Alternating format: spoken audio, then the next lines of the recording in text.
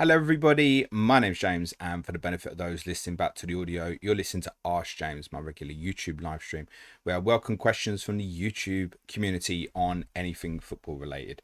To timestamp this, it is 12:05 UK time on Saturday, July the 5th. Yeah, an unusual Saturday live stream, having pushed the content back from Thursday and Friday to yesterday and Saturday, following the tragic news of Diogo Jota and Andre Silva on Thursday. Before I get into the questions, a little bit of a Planet FPL announcement for you. So we have a change of Manchester United correspondent incoming. Gary Robinson has stepped down as our Manchester United correspondent. Gary is someone I'm truly thankful to for his contributions on the podcast. He's someone who's count on as a friend, actually. Has been a brilliant contributor to the podcast over the last 7 years or so since we started Clash the Correspondents. And we'll truly miss him telling everyone not to buy Luke Shaw and other Manchester United assets. Gary remains very much part of the Planet FPL family and will still be a contributor to some of our podcasts over on Patreon. His replacement is Alex Trembath, who you might know on socials as FPL Odyssey. Alex is someone I've podcasted with quite a bit on Patreon already on various matters. In fact, we got a podcast that we released this morning on travel and tourism for football across Europe, which I think is a really interesting listen. Alex will be standing in as our new Manchester United correspondent, and his first appearance will be on Correspondent Week that kicks off on Monday, August the 4th. I can tell you the first episode on that week of content will be Dan Lord on Liverpool. Full schedule to be confirmed in the next couple of weeks. Let's get into the questions then. I'll cover off all these questions up until 1 o'clock unless I get through all the questions beforehand. Lauren is first, says, hey buddy, no question, just a thank you from me for your lovely tribute to Jota. You always get the tone right on these things. Look, tough. It felt like the right thing to do to push the content back from Thursday. A is a mark of respect. B, also, like, I was about to start a Club World Cup podcast and it just completely didn't feel appropriate for me, from my own personal perspective, to be speaking about anything else. I don't think I could have concentrated on it properly, to be totally honest. So, look, I think the whole football community has been really moved by this news over the last couple of days. So I tried to do my best on it. There's not any words I can put in. As I said yesterday, I can't really do it enough justice for the sad news. But yeah, I think so many of us have been really impacted by this. Harry Baker says, hi James. First of all, rest in peace to Diogo. You did a great tribute. Any thoughts on how Chelsea have looked in the Club World Cup? Been impressed as a fan and think Pedro looked excellent last night. So, confession, I obviously didn't stay up and watch the game last night. I had thought, well, I'll go on the DAZN app this morning and I'll watch the game back, and I'd avoided the score when I got up, didn't look at my phone or anything. I watched the game back this morning before the stream. Went on to DAZN, it was like, no, you need to be premium, and as I said yesterday, I ain't paying them no money for that. So you could only watch the game free live by the looks of it, so that was a bit of a pain in the arse. I understand their reasoning behind that, so I haven't watched the game back. I watched a bit of the highlights this morning. It does look like João Pedro had a pretty positive impact when he came on in the second half for Chelsea. In terms of how they looked, difficult to quantify. I think Maresca's been experimenting quite a bit, and I'll speak about that more on the podcast on Monday. They've changed their team so much. They've obviously got a lot of members of squad. They were hampered last night by Reece James putting out in the warm-up. I'm going to park the Chelsea Club World Cup stuff because I will speak about it in a lot more detail on Monday's podcast. Bad Company says, hi James, is Martinelli good enough for Arsenal? Should they look at moving him on and signing Eze or Rodrigo? The understanding I have at the moment is that one is not determined for the other, so Arsenal could well end up buying both players, is a possibility. And both of those players can operate in different attacking roles, right? I mean, we've seen Rodrigo so much from the right, for example, for Real Madrid. Eze, we know, can obviously operate centrally as well. So I don't think it's not impossible that Arsenal could buy both. Do Arsenal buy both and buy a number 9? Might be one step too far from the financial perspective. I think Arsenal probably have to be a little bit ruthless about it. It's not to say Martinelli's not good enough for Arsenal. I wouldn't say that. But I don't think he provides enough in terms of the attacking numbers output that Arsenal require, at the moment without a number 9 that's going to hit them 30, 40 goals, for example. Now, if Arsenal had that, you might find Martinelli would be a better operator for Arsenal under that circumstance. But at the same time, I think Arsenal probably need to be a little bit ruthless about it. And if they believe that there's an upgrade to be done and therefore deem that they should move on to Martinelli or Trossard, then that's what they should do, because their next step is obviously first now. For Arsenal fans, obviously finish second would obviously be a disappointment next season, but it's not going to be easy. But if they can make that upgrade, then yeah, I'm sure they'll probably look to do so. Harry Baker says, just one more comment on Chelsea. Think we have fast-tracked our transfers as the Club World Cup is basically most of our pre-season. So we need to get some of the players working together prior to August. Yeah, absolutely. I mean, it's very much been the case for Manchester City as well. Made sense in most scenarios to get many of the transfers done before this tournament. I think both Maresca and Guardiola have operated to an extent of treating this tournament a little bit like a pre-season tournament. But I certainly recognise there was still big disappointment for City in terms of going out. Lukey Boy 123 says, "Hi James, in such a tragic event, I've been so pleased to see the great respect shown from all fan bases to unite on the passing of Diogo. He was a fantastic man whose life was taken too early. Rest in peace, Jota." Yeah, I mean, had this conversation with a few patrons on a Zoom call yesterday. I don't think it's been necessary for people to say, put rivalries aside, or that even I support Team X. It's not necessary. I understand people doing that, but I don't think it's necessary in a circumstance like this. I mean, everybody has been moved by what's happened. And so many people who obviously don't support Liverpool, don't support Wolves, generally felt like it was a gut punch on Thursday to hear that news on Thursday morning. So I think it's natural that in an event like this, the football community generally rallies round. I mean, give you a different example, completely off track, right? But when everybody felt so strongly about the Super League, all the fan base is united, right? It's completely different. And in a circumstance like this, under such a tragic set of events, I find it unfathomable that anybody wouldn't feel deep sympathy for what's happened, irrespective of who they support. It should be a given, really. Matt Maher says, "Hi James, hope all is well. I'm a Chelsea fan who's felt odd throughout the Club World Cup. Thoughts on how fans seemingly need to care about money now? I hate it, but it's 90% of the convo nowadays." So you might, and Matt also says, also staying up past 4 a.m. was brutal. It'd be interesting if England kick off at 2 o'clock next summer, because I will want to watch it live. And hopefully England do have some kickoffs at that time, because that'll be better in terms of the evening kickoffs. Chelsea will find the next couple of days and kind of the middle of the afternoon quite tough. In terms of the money perspective of it, I mean, you'll probably know, Matt, obviously Chelsea have got quite a big fine from UEFA yesterday off the back of failing to comply with squad cost rules, which is different to the Premier League's PSR rulings. That's in terms of your money spent on wages against your revenue. And essentially the money that Chelsea have earned from this tournament already well covers that. And it's potentially a big fine for Chelsea as well if they fail again. It already covers it. So yes, it is unfortunate, but the ship has sailed. Football has gone too far down the route of money, unfortunately. So it's irreversible at this stage, unfortunately, the amount of money in the game. That's why many people, I use the word innocence a lot about football. Football has lost a lot of its innocence from that perspective, and a lot of that is down to money. So yeah, you need it, unfortunately, in most cases, mate. Chris Bruce is next, says, "Looks like attacking fullbacks may be really useful this season. Any thoughts on new ones that may be good this season, other than the obvious Munoz, Kirkes, Cucurella, thinking Hartman at Burnley or Hinshelwood?" Jack Hinshelwood can play, obviously, multiple positions, ideally in midfield. Did great at left back for Brighton for England in the under-21 tournament at left back in the knockout stages. Throw Frimpong into there potentially, Connor Bradley, Aitnori, Nunes, Jurriën Timber perhaps, Pedro Porro I've spoken about quite a bit, Lewis Hall as and when he's fit again.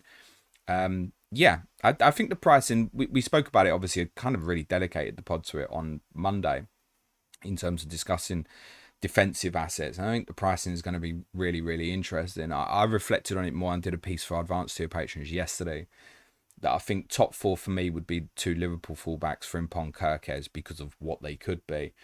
and probably the two Arsenal centre-backs, as I'd probably put them in at 6.5. That's the conclusion I've come to. But there's a number of different ways they might go about it. So that's, other than sort of, what price Salah Haaland going to be. The pricing of the defensive players, I think, is going to be really, really intriguing when the pricing comes out.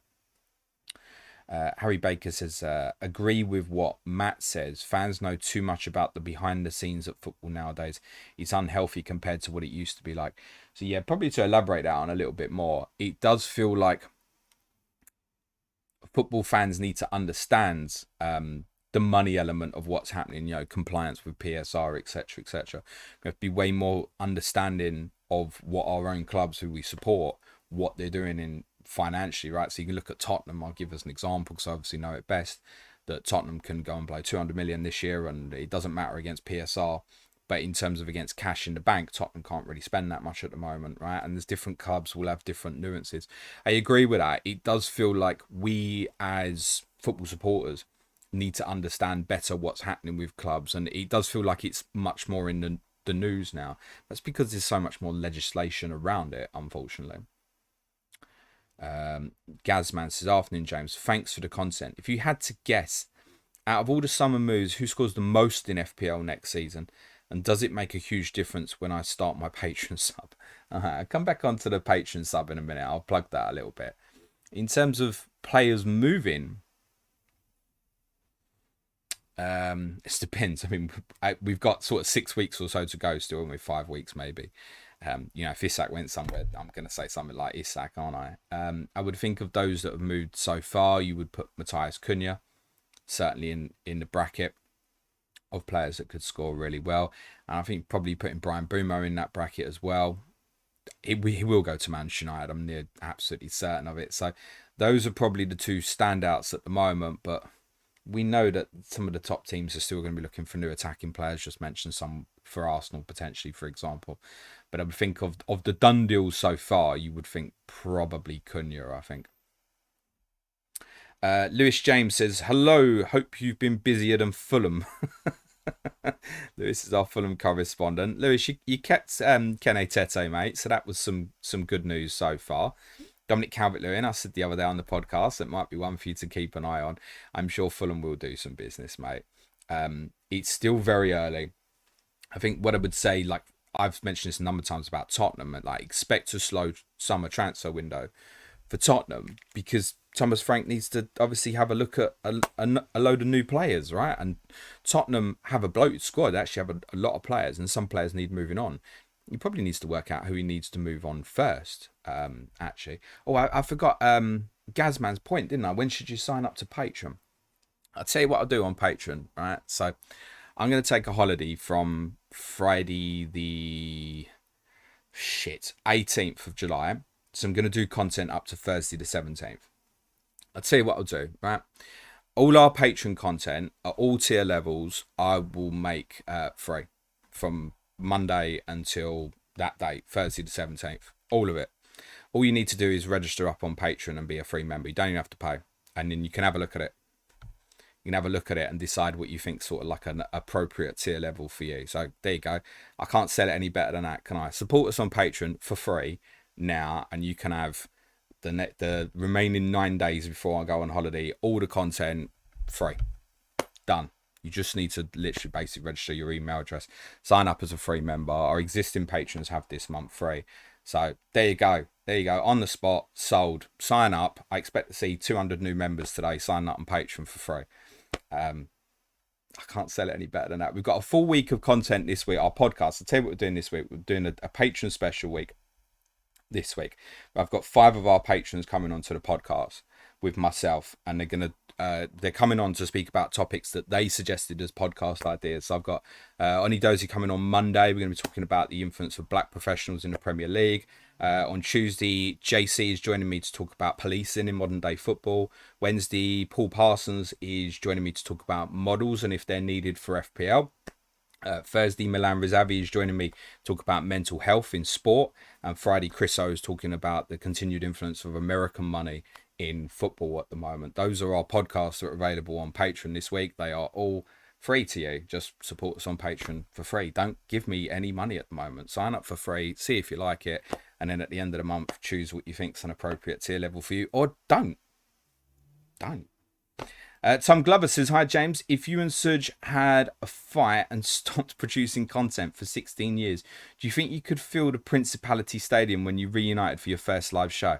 Oh yeah, 100% Tom, yeah. We're bigger than Oasis, aren't we? No doubts, mate. Yeah, I mean, the pricing for the tickets for that and the amount of people going to go and see it, it's no surprise, right? For so many people, that's like the childhood remembered, isn't it? So it's no surprise. Armo says, what's your opinion on people on the chase taking a negative offer to get one step closer? Mate, are you an advanced tier patron? Because I had this conversation with Nico on Nico's Corner. We have got a Nico's Corner out later today as well. Last week, people do my head in on the chase, right? If you don't watch it, it's not going to make any sense, this. But people who are the last person up and they've already got good cash in the bank who don't take the lower offer do my absolute nutting. If you want to go for the top offer, cool. Don't go for the middle one. If you've got good money in the bank, please take the lower offer. It doesn't, I don't want to bottle it. And you're only going to earn yourself like an extra grand or something. Take the one step closer to home. I think that question is laced more at people that take the negative offer. I think it's dependent on what other people have done. Also, some people on there and their general knowledge is not very good, but they might know something niche. They might be like on trend with like current pop music and stuff like that. They might get the one or two answers in the final chase that might be like the difference between winning the money or not. So particularly for some of the younger ones, I can understand it who go on there on that. So it depends on the circumstance, but people who take the middle offer at the end when they've already got like 50 grand in the bank or something, I'm like, what are you doing? What are you doing? Oh yeah, the lower offer's 1 grand, the middle offer's 4 grand, and the top offer's like 40 grand. You're taking the middle one. It makes no sense. Here's Arnie Dozy, who's guessing on our Patreon podcast on Monday. He says, which players from the Euro Under-21 team will get into the World Cup England squad, and any surprise additions? Tuchel stated he knows 16, 17 of his squad. There are 2 players that I think will definitely be in that squad next summer. Tino Livramento's absolute certainty, I think. I mean, the blessing with Tino as well is that you can obviously cover a left and right back and not uncomfortable at all when he plays on the left. I've spoken about that several times. I think Tino Livramento's an absolute shoe-in. The other one I think will get in, but it's dependent on him getting given the opportunity. I think Elliot Anderson's brilliant. I think he's an all-action, modern-day central midfielder who has a little bit of the kind of the old-school grit about him as well. And we've got holes in that area of the pitch, and we need to find a good partner in there for Declan Rice. I think there's every chance Elliot Anderson will make it through. In terms of the rest, I'd probably be surprised. I guess Jarell Quance has been around squad, so how he performs at Leverkusen. But I think England's centre-back situation is far improved than what it was Euro 2024. I think that we know we can call on Mark Gay now. I think Ezri Konsa's done really well when he's played. So I think England's centre-back position, even people like Chalobah getting a chance now, I think England's centre-back position is much stronger than the position it was in a couple of years ago. Otherwise, I don't see it. Wouldn't foresee Nwaneri having the sort of season at Arsenal where he could stand out unless Saka got injured, that he'd find himself kind of progressing to that elite level so quickly. But an incredible talent. No, I struggle to see anyone else outside. I mean, there's obviously a few players. Joe Bellingham wasn't in the squad, and Liam Delap, because they went and played at the Club World Cup, might be able to put their hand up. But England are, again, well stocked in those attacking player positions. Joe Craddock says, hi James, what are your thoughts on Bowen if he moved to a striker? Do you think he'll be as popular within the template? And would you include him in your team? I have to say, it's not occurred to me that Jared Bowen would be priced as a forward. Now that you say it, it's not something I guess that could be impossible, but I think Bowen has played there as cover, really. So ordinarily you'd have had Antonio before accident. Obviously Fulkrug had injury issues last year. So I feel like he's played there a lot out of more necessity at times to cover. So I'd be surprised if he was reclassified. If he was reclassified, yes, that would change things, because I think that it's dependent on other pricing the players. But I think as a midfielder, personally, I think he should come in about 9.5. Spoke about this a couple of weeks ago. I think he's a good short-term, mid-term and long-term purchase for FPL managers. And the way he finished last season, I think he's going to be really popular. I don't think blink at 9.5 to start with, at least. Knowing that you can downgrade that to something else if something else stands out. So I wouldn't be put off by it. If it was a 9.5 forward, yeah, I'd have to give that more fault, I think. Because that's a valuable spot where you've got to have the players in there that are scoring the goals regularly. And I think there's something psychological about having a poo player. I referenced my good friend Tom Cannell from Who Got the Assist, the reverse OOP, a POO, a poo player, someone who's classified as a forward that plays in midfield. You don't want that so much, do you? So, yeah, I'd be put off, I think, Joe, if he was classified as a forward. I don't think he will be, though. Cole Sliffer says, hi, James. If getting to Spurs games wasn't a problem, is there anywhere in the UK that you'd like to live outside of London? I'm like on the edge of London, really, in terms of kind of as far north as I can go. If I walk down the end of my road, admittedly, it will take me about an hour to walk it. I'm at the M25. So it would be as long for me to walk there as it would to walk to Tottenham, for example. So I'm kind of on the outskirts anyway. I would probably only want to go that way a little bit further north, maybe just on the other side. I think not. I'm a Londoner, and I think people are attached to the places that they grow up in. So if I had the money, that might change things. But I don't. I don't, Cole. Such doesn't pay me enough. I haven't got enough patrons. Jerry Damayu says, hello, Jimbo. Sorry for the wrong timing and question, but are you going to make content with Suj or Clayton about Partey's arrest by the authorities like you did with Suj on Greenwood reintegration?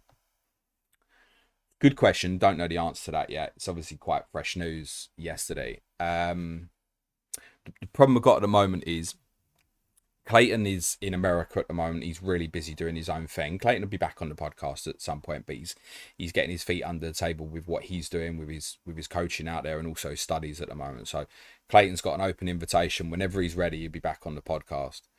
I wouldn't necessarily put Clayton under, as an Arsenal fan, under that position to make him do it. It'd have to be something he wanted to do. Suj, I'm not going to podcast with till August the 1st. Suj is going on holiday. He's on holiday now. And then when he comes back, I'm going away for a little bit ahead of Correspondent Week. Then we'll do a podcast on August the 1st with kind of an update of all the important stories, primarily from an FPL perspective of what's been happening from the period that I'm away to when I get back. Then it's Correspondent Week the next week. Then we're into the final few days before the season starts. And we'll obviously be doing bits then in terms of chip strategy and stuff like that, subject to when the game opens, because if the game was to open this week, I'll do chip strategy probably quite quickly, for example, i.e. the week before I go away. If not, we need to get things like that, like chip strategy, into the schedule before we start, final drafts, shortlist, all the kind of really important FPL stuff we do just before the season starts. So in truth, there might not be room, and then all of a sudden it's like the news is 6 weeks old. So I think if Suj was about now, yeah, we probably would.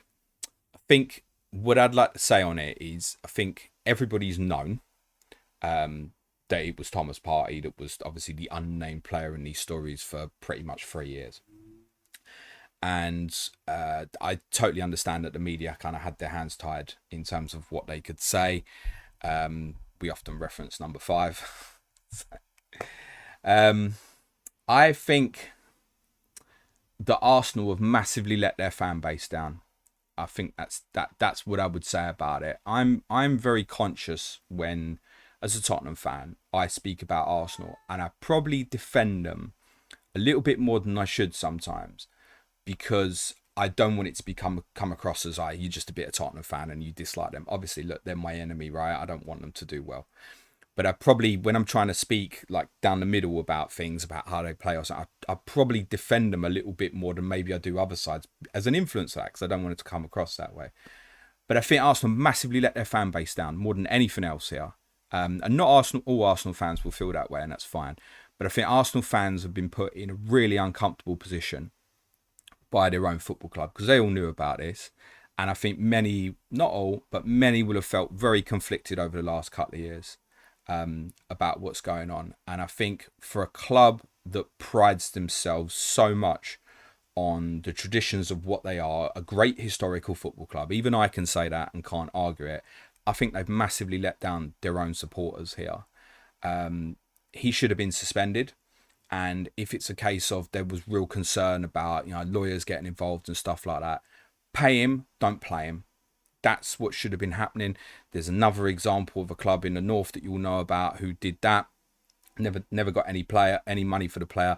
That player was eventually found not guilty of what he was accused of.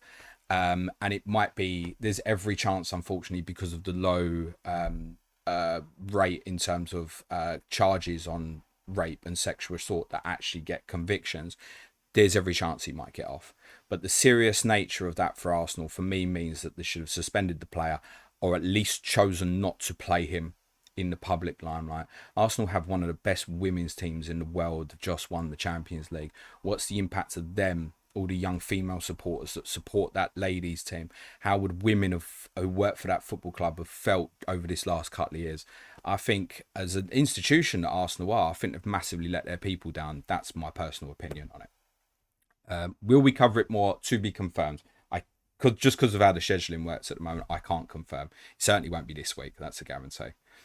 But a very fair question, Jerry, and I knew inevitably someone was going to ask today. Tom Glover says, what's your go-to main snack and drink for a club card meal deal? I had this the other way, and I was like, yeah, Super Skull. I am like a chicken salad sandwich and like a bag of salt and vinegar crisps. Drink, I try and get away with like the Starbucks Frappuccinos. They keep telling me that it's not part of the club card deal anymore, and but you've got it. They keep I keep getting away with it because they keep putting the drinks in that section. I'm like, you've got it advertised there. Yeah, get us another drink, we'll let you have it this time. It's about 3-4 times that's happened now. So I probably, generally speaking, would just be a water actually. Armo says, please ignore this question if this is too soon. Do you expect Liverpool to be active in the transfer market now? I think Liverpool would have wanted to be active in the transfer market anyway. Probably better off just leaving it there at the moment. Jerry says, in your opinion, when a Premier League team, particularly the promoted side, sign a new player, is physicality the number one consideration with how important intensity and duel winning are nowadays? So I spoke about this on the transfer window show the other day about Leeds look like they're trying to buy profile players that are really like physical, strong and big. I wouldn't say that's necessarily the primary objective when purchasing players, but it is obviously a step up. The speed is also really important. So I don't think you can't just have physicality, because if you don't have players that can compete at a speed level in terms of the pace of the games that the Premier League is a real step up, then that's not going to work either. So what you need is a blend, right? And ultimately as well, to win, it's one thing to stop the opponent. The promoted teams really probably got to aim for 40 points. I've spoken about this a few times. I think over the last sort of decade, it's been sort of 35 points might be enough. It feels at the moment like it might have to push towards 40 next year. And the 3 promoted clubs, that's got to be their objective, is to try and get to that number. Now, you need to win enough football games for that to happen. So ultimately, the top end, Jerry, you still need quality. Armo says, also FYI, as I didn't know, select FIFA World Cup games were on 5, Real Madrid versus Dortmund. Yes, yeah, I watched Palmeiras and, Fluminense and Al Hilal on Channel 5 last night. So I don't know if they're getting a choice on the games, because it seems surprising to me that Chelsea wasn't one of the selections. Because I know they've got 2 quarterfinals, 1 semi-final, they'll have the final as well. As I said, DAZN's not getting my money. Chris Bruce says, have you retained the services of Mark Summers as Nottingham Forest correspondent next season? Yes. When we did our last Clash of Correspondence, we had to split it into 2 halves, unfortunately, because something changed for one of the boys. We couldn't find a suitable time with Mark and Tom Med, our Brentford correspondent. Tom's guesting on the podcast this week, by the way, on the public content to discuss what's obviously a summer of change at Brentford. But yeah, Mark spoke to us all then on that podcast and said that as far as he was concerned, he can speak about Nottingham Forest without any problems at all. Mark's not notified me to tell me any different, so I assume you will next hear from Mark on Planet FPL for Correspondent Week, because he can continue to talk about Forest. It's just as the confliction of the FPL stuff. Jerry says, sorry if this has been asked before, do you think Spurs' homegrown club-trained players' issues could be the reason why there hasn't been another sign in Bartel? No. we know Tottenham want to add. We know factually that Tottenham have bid for Mohamed Kudus, for example. Tottenham, as I said on the transfer window show, will highly likely either re-sign Cole Walker-Peters or bid for Dennis Serkin from Sunderland. It's notable, and I've mentioned this off the reference to this in midweek, that Sunderland have signed Reynaldo, I should just clarify, from Atletico Madrid, who's an experienced left back. And that might open up the possibility that Tottenham go for Serkin. Because those two players, Serkin and Cole Walker-Peters, are both club trained. What that means, because they came through Tottenham's academy, not just homegrown, they're club trained. That effectively means that Tottenham can include that player in their European squad next year, plus one more. It opens up an extra position, actually, because at the moment Tottenham restricted the amount of players that they'll be able to name. Hence, again, Frank needs to decide who he wants to move out from the club. So I think it's more that, Jerry. It's more a case of who he wants to move out the club is really important at the moment. But yeah, Tottenham are trying to do business. As I said, there's a little bit of restrictions. The club were told back in sort of March, April time by Daniel Levy that there wasn't going to be mountains of money to spend this summer, essentially. Now, at that time, the club couldn't have known it would end up, obviously, back in the Champions League. So that's a given amount of certain money from the guaranteed 8 fixtures minimum in the Champions League that Tottenham can kind of book that. That money that you'll generate from the 8 Champions League games is more than what you'll get for winning the Europa League, right? So that helps a little bit. So I don't think there's a homegrown club trained issue at Tottenham, Jerry, but I think that it's just generally too many players, full stop. You think about Tottenham's left wing as an example, and there were several reports yesterday that Heung-min Son that wants to stay. Many of you know my opinion. I think it's the right time for him to move on and Tottenham to move him on. Let's say he stays. You've got Son, best position left wing. Odebear, best position left wing. Tell, best position left wing. Manor Solomon, back from Leeds on loan, best position left wing. Mikey Moore at the moment, young boy, best position left wing. Right, it's 5. We can't stay that way, right? As an example, something's got to give there. Now, Odebear and Tell aren't going anywhere. So if Son's not going anywhere, Solomon has to go. Then you've got 3 players playing out wide for the left. It's bulky. So, yeah, Tottenham have got to move some players on, ultimately. Josh Davis says, hi, James. Enjoyed our chat on the Zoom call yesterday, even though the subjects were sombre. Wondered if you've got any thoughts about Vinay at Spurs now in light of the Partey news. Cheers. The only thing I could say to that, Josh, is, and I don't know what Vinay Venkatesham's role at Arsenal would have been at the time in terms of Thomas Partey, and I don't think it's necessarily right to label accusations at anybody particularly. I would happily at the same time though sit here and say some of the things that Mikel Arteta has said in public have felt very uncomfortable in hindsight. But it might not have been Arteta's decision necessarily that, right, no, he's got to play. I don't know. At the same time, it might have been Arteta saying, no, he's definitely playing. I'm the manager of the team. I don't know. There's every chance none of us will ever factually know that in any particular way. So the honest answer is I don't. I don't know what his role would have been in that, Josh.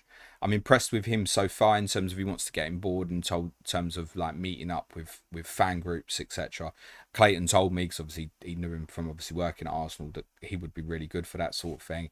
He's going to do a lot of work in terms of promoting the women's team and stuff as well, I think. Arsenal's ladies team's also benefited from that. But I can't say at this moment I would feel any differently about him because I don't know what his role would have been. There'd be many other senior people that were involved in whatever the situation was there at Arsenal, right? It's so regrettable for that football club. And if he's involved in that and it was his decision, no, he's got to play and stuff, then yeah, he's cold ball. And then I would. But I don't think I'm ever going to find that out, Josh. Greg says, hi, James. Any thoughts on what the Microsoft Copilot service might bring to FPL? An AI assistant manager built in. God, this has boiled some piss, hasn't it? I'm not saying from you specifically, Greg.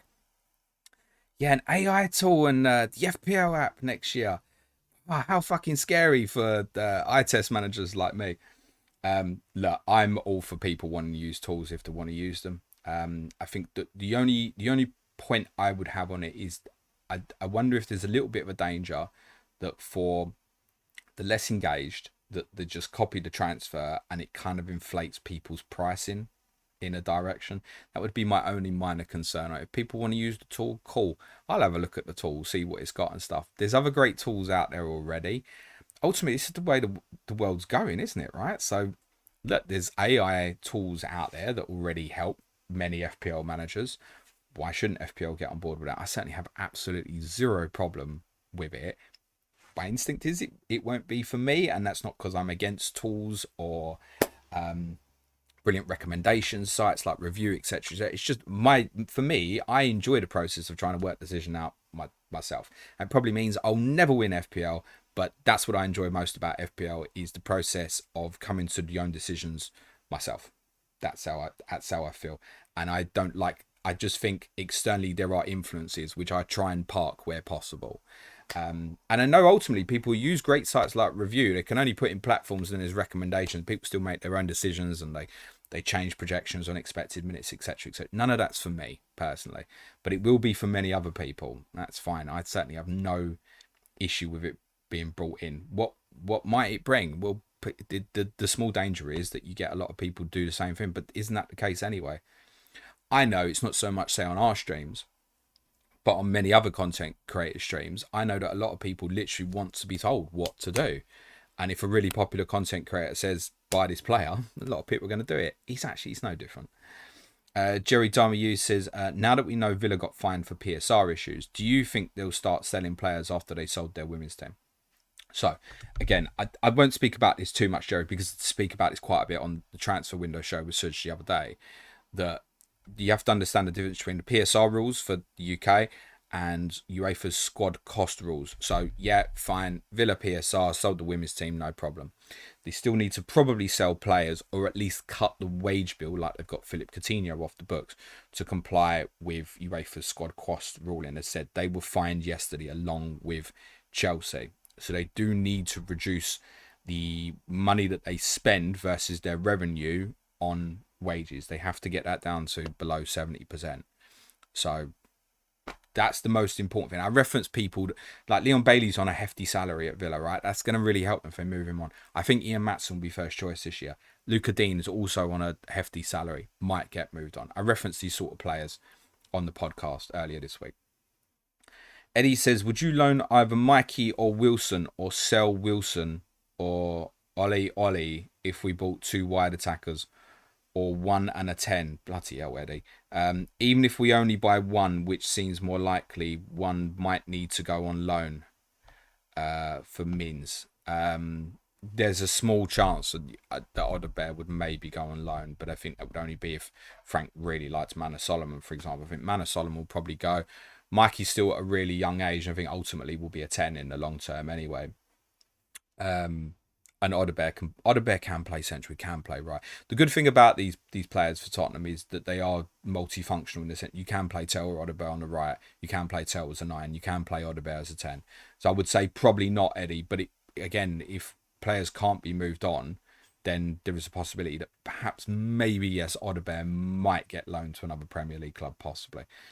Sebastian L. Cox says, hello mate, is Solanke nailed on for pens, do you think? No, I don't think we can say that. Here's what I do know. In Frankfurt, when Solanke took the penalty, you might remember James Maddison got whacked by the goalkeeper. In Tottenham's documentary that they released about the Europa League journey, if you will, throughout the competition, and then the final and the celebrations afterwards, James Maddison said he was meant to take the penalty that night. Solanke took it, scored. In that documentary, you can actually see that I think Matisse Tell was holding the ball and Ange is screaming on the sidelines, Dom, Dom, Dom. And the players knew Dom was taking it because Maddison was injured and Tell was holding the ball. Ange wasn't sure what was going on, but the players had it sussed anyway that Solanke was taking it. Solanke then took the penalty against Bodo Glimt in the first leg of the semi-final. Maddison was on the pitch. So Solanke, I'd say yes, now ahead of Maddison. But if Son stays, I don't know. I definitely would want Dom taking him. No doubt about that in my mind as a fan. FPL Maggot would like everyone to smash a like. Cheers, mate. Yeah, smash a like if you're watching along live, guys, or even on repeat. A sub to the channel goes a long way as well as we approach 20,000 subs. And for those who joined in a little bit late, as a reminder, sign up on Patreon for free. And you can have all the content I do on there on Patreon for the next 9 days. Just need to sign up as a free member. James Wright says, hi, James. I've just become a dad for the first time. Any tips for the first few weeks? Big congratulations, James. Pretty much the biggest thing that will happen in your life, I should imagine, mate. The best advice I can give you, James, is to be careful on what advice you receive. Every child is different and you learn best on the job, mate. You will know what's best for your child. It's not to say you shouldn't take advice, but children are different. And you will learn what's right for your child on the path, and just be the best you can be, mate. That's the most important thing, pal. Good luck. Kevin Holmes says, thoughts on Walker signing for Burnley? Yeah, that's a shocker, isn't it? When that news broke last night, that was... I wonder if, if Sheffield United won the playoff final, he was going to go back there because that's his club, and obviously that didn't happen. I think it's a super signing for Burnley. I think he's had a massive regression in the last couple of years, personally. But is Kyle Walker good enough to play for Burnley? Yeah, now obviously he'll bring them a brilliant amount of experience. He knows Scott Parker well. They'll know each other because they've played together for Tottenham, and also that's will have in small packages for England as well. So I think it's a great signing for Burnley, as long as he's not coming on an excessive wage that's gonna...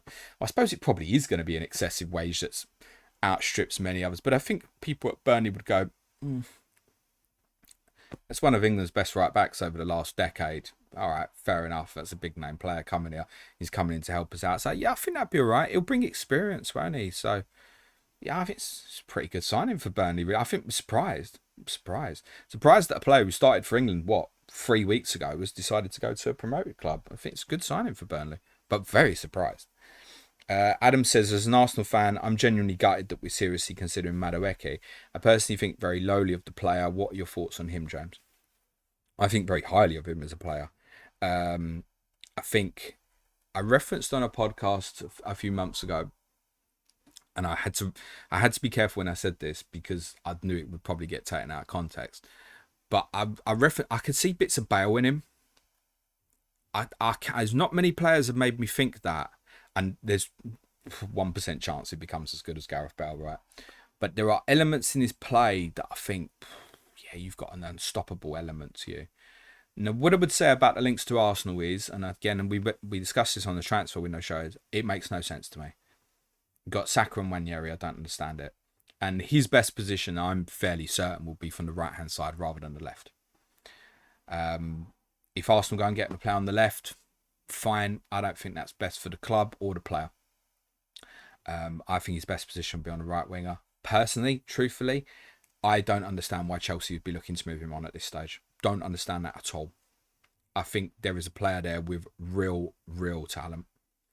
Harry Baker says, any thoughts on if Mark being behind the scenes at FPL will cause a more significant shift in pricing? Harry, I'm going to only tell you the honest answer. I don't know how much involvement, truthfully, Mark's going to have. Genuinely, I don't.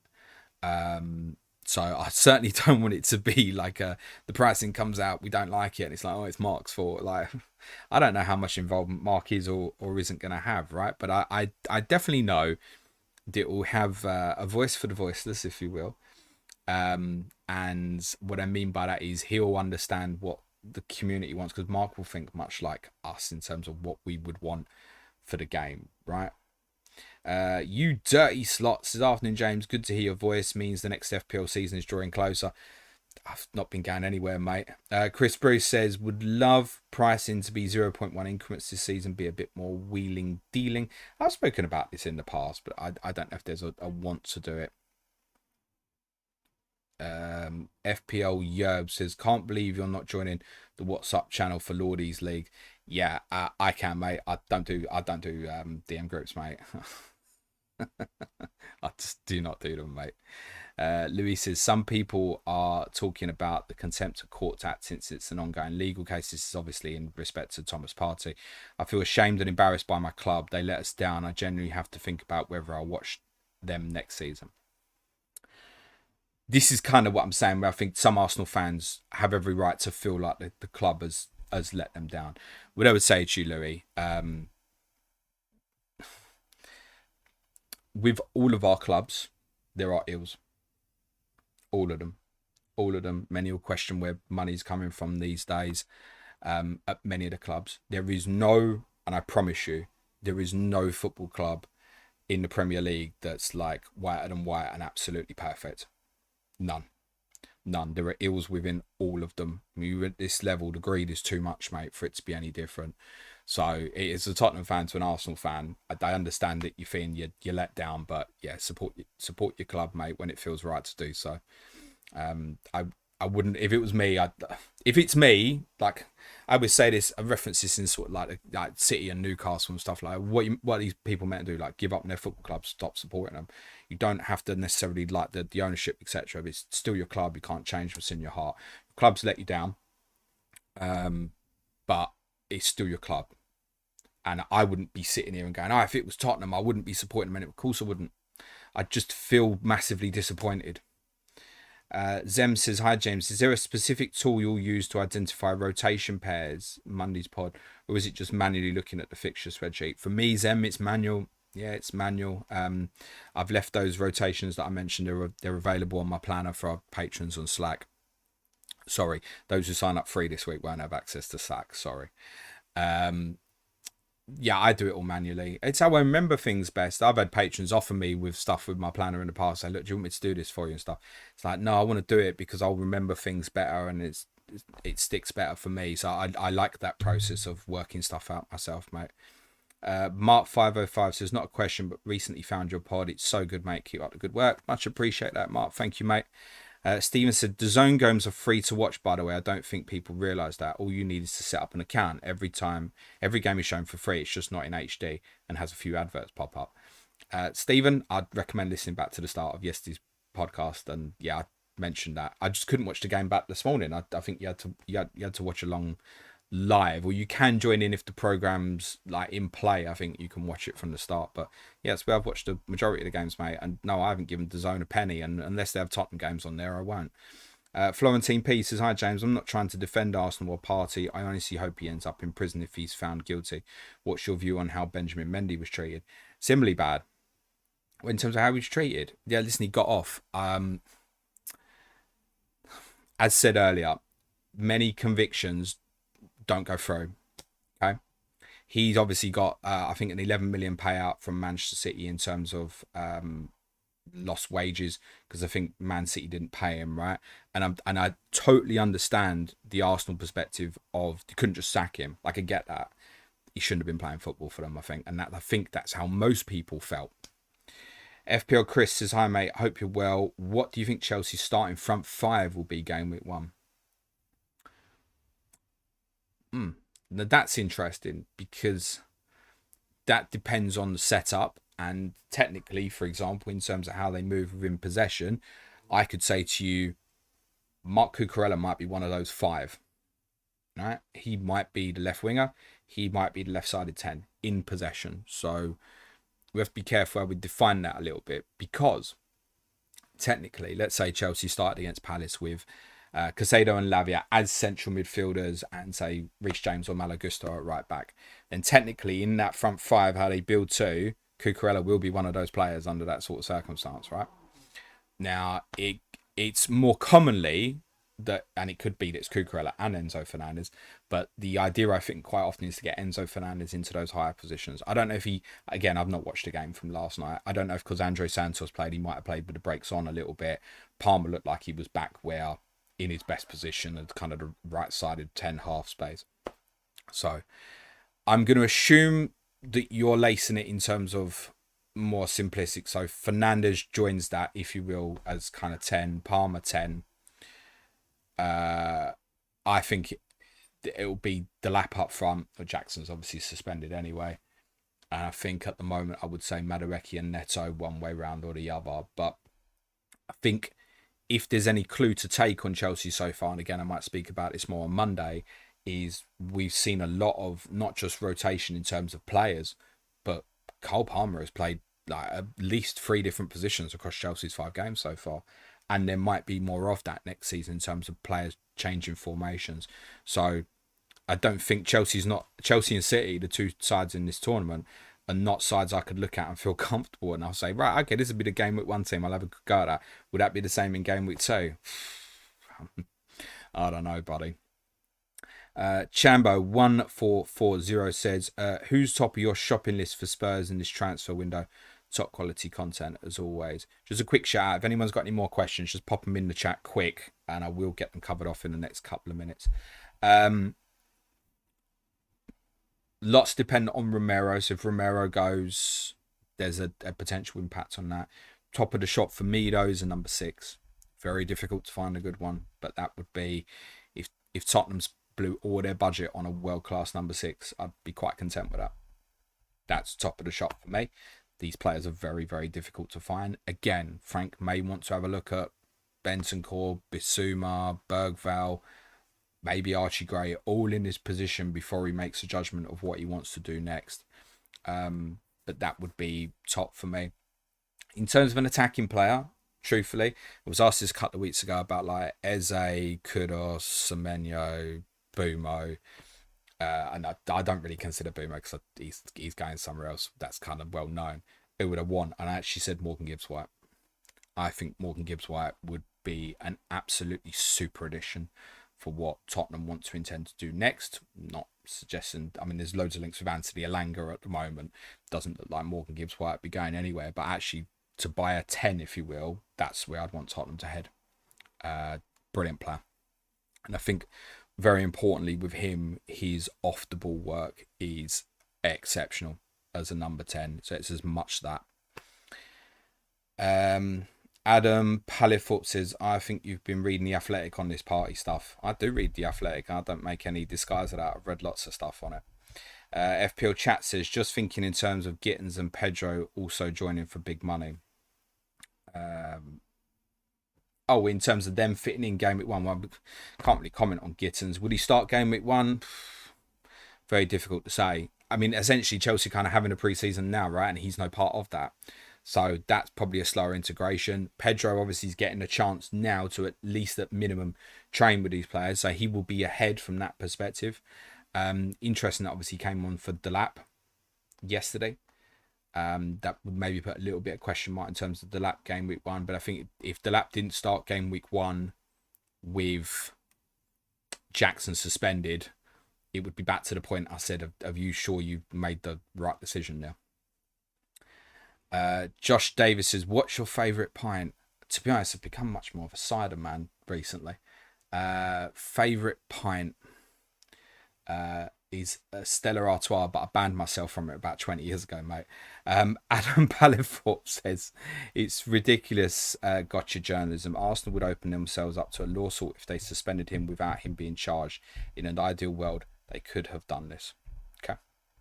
Relic Return says, with clouds hanging over Liverpool and Arsenal for drastically different reasons, could another club capitalise in the coming season? With both those clubs for different reasons, they may be united greater than what they were. Okay, so who knows? Maybe there's been people within the Arsenal squad that felt uncomfortable playing with Partey. I've no idea. In terms of Liverpool, I actually saw something this morning that actually Jose Mourinho said, and I think was really nicely well put actually, about the Liverpool players. When we go through grief, quite often you have to go through it alone. You've got your close people around you, but when you go to work, you're not sharing that grief with other people quite often. Obviously, in this case, a work colleague has passed. They'll be going through that grief together, so there might be strength for them in terms of their togetherness. No way of knowing, right? City will obviously be at the table if they can be. I think because of the addition of Chelsea and Newcastle into Champions League this year, it would be difficult at this moment for me to foresee them making that jump. I don't think anybody else is capable of doing that personally. Greg says, do you tend to avoid new signings in FPL for your team and stick to known quantities? I'm very tempted by Vert's game week 1. Depends. So if you see stuff in pre-season that you think you can trust within, sure. I think probably a lesson learned ordinarily in FPL is don't take the gamble if you don't need to. But we may have several games with Verts, and we'll obviously all get to see the Community Shield against Crystal Palace. Like if Verts looks really good in that and we think, well, he's starting game week 1, there's going to be a temptation, isn't there? So I think what I would say on that is we need to see it. We need to see it. I think I'd give you an example. Am I likely to buy, if Sunderland go and buy a new number 10, am I likely to like invest in it for game week 1 because they've got like 3 good fixtures, for example? Like, probably not, because I'd need to see it. Now, if I see it, for whatever reason, I go and watch Sunderland friendlies for whatever reason, you know, if they're available on YouTube or whatnot, I might feel compelled to do it. But I think we've got to know it personally. There's not anything to go on for data, right? So in the case of Wirtz, right, we know the data in Germany's like really good with Bayer Leverkusen, right? And with many of us were seeing the Champions League, play for Germany, etc. But I don't think any of us can say with certainty where he actually even plays for Liverpool at the moment. So I think we've got to see that. Adam says, stop reading pieces and do your research. In my opinion, I would think that reading would be doing it. Otherwise, enjoy your FPL content. Adam, I'm not necessarily here to be agreed with. It would be a weird world if everybody just agreed with the same points of view all the time. I'm not naive enough to think everybody agrees with everything I said, and you're more than entitled to disagree, my friend. Josh Davis says, any thoughts on United not wanting the academy to play the same way as the first team? I saw that in the week. That I think that's come down as a recommendation from Jason Wilcox, who's quite heavily involved there now as well. The reality would be, if United are 12th after 10 odd games next season, like, there's a chance that they're going to change, right? There has to be. And they might go, right, shit, back three wasn't for us, right? I suspect, by the way, that the first call they might be making is to Oliver Glasner, in that sort of circumstance, by the way. But what would, if they deem they've got to play the same way, and then they went and appointed a back four manager, what's the point in that at the moment? So it possibly speaks a little bit in terms of there might not be conviction at the top at the moment, but I think back threes are generally and probably on trend quite a lot, and there's certain managers like Amrim, like Glasner, Antonio Conte, plenty of others, Simone Inzaghi, like to play with them, etc. But you're very much restricting yourself to the sort of manager you can then have next if you are principled to, that's what we're going to be. We're always going to be a back three team. If you look at clubs that have had managers that have played a back three in our league over the last decade or so, quite often when that manager has either left or been dismissed, they've moved in a different direction and not to another back three manager. Examples being Conte to Ange Postecoglou. Chelsea went from Conte to, forgive me, I might have this wrong way around. I think Maurizio Sarri, I want to say, I think was after Antonio Conte. Like, there's such a movement away, right? So, like I said, I think like United would maybe go, right, shit, we've built for this now. Oliver Glasner might be the right sort of appointment if they decide to change, but they might not. So I think in terms of the ethos of how you want to play is possibly more important than necessarily the structure of the formation. And obviously for underage groups, it's the development of players has to take the priority. Ryan says, afternoon, James, looking forward to correspondent week. Have you found a new Leeds correspondent yet? No, mate, you are it.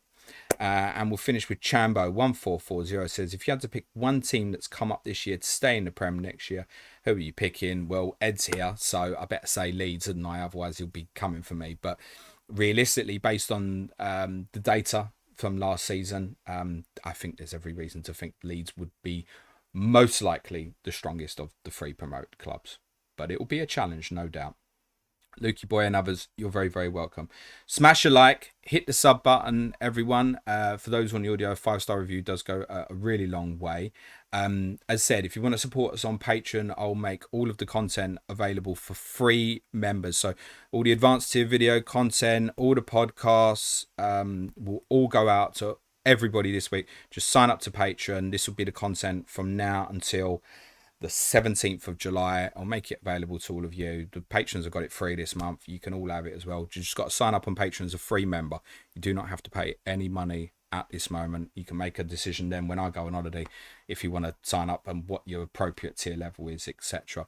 In terms of plenty of public content still this week as well. So plan is Club World Cup podcast on Monday and Thursday. I am aware, although I don't think it will be this week, that a certain game might open. It might feel a little bit different. If that's the case, that schedule may well change.